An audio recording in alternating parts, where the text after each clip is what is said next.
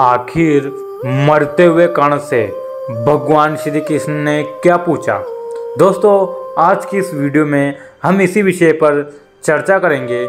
कर्ण ने कृष्ण से पूछा, मेरा जन्म होते ही मेरी माँ ने मुझे त्याग दिया, क्या अवैध संतान होना मेरा दोष था?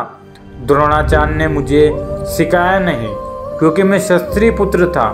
परशुराम जी ने मुझे सिखाया तो सही, परंतु श्राप दे दिया कि जिस वक्त मुझे उस विद्या की सर्वाधिक आवश्यकता होगी मुझे उसका विस्मरण होगा, क्योंकि उनके अनुसार मैं क्षत्रिय नहीं था, केवल संयोगवश एक गाय को मेरा बाण लगा और उसके स्वामी ने मुझे श्राप दे दिया, जबकि मेरा कोई दोष नहीं था।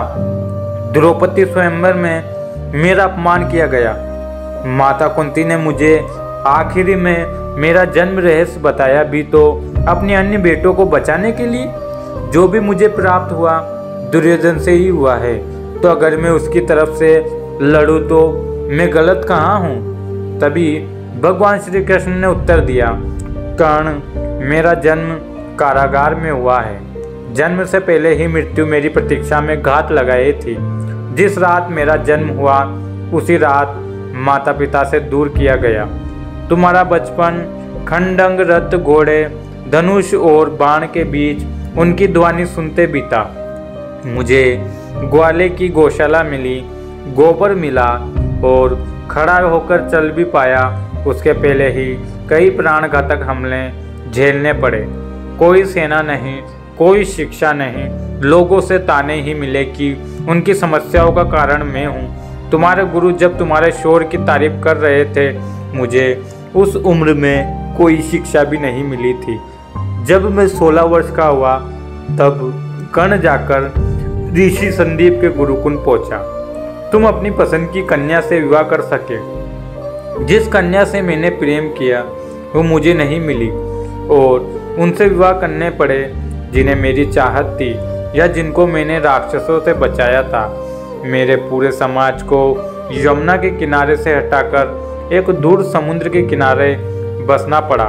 उन्हें जरासंध से बचाने के लिए रण से पलायन के कारण मुझे वीरू भी कहा गया। अगर दुर्योधन युद्ध जीतता है तो तुम्हें बहुत श्रेय मिलेगा। धर्मराज अगर जीतता है तो मुझे क्या मिलेगा? मुझे केवल युद्ध और युद्ध से निर्माण हुई समस्याओं के लिए दोष दिया जाएगा। एक बात का स्मरण रहे कर्ण, हर किसी को जिंदगी चुनौती देती है। जिंदगी किसी के भी साथ न्याय नहीं करती।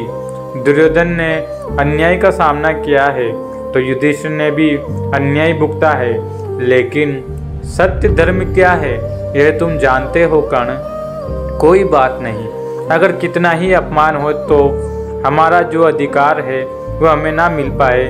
मैं तो इस बात का है कि तुम उस समय उस संकट का सामना कैसे करते हो।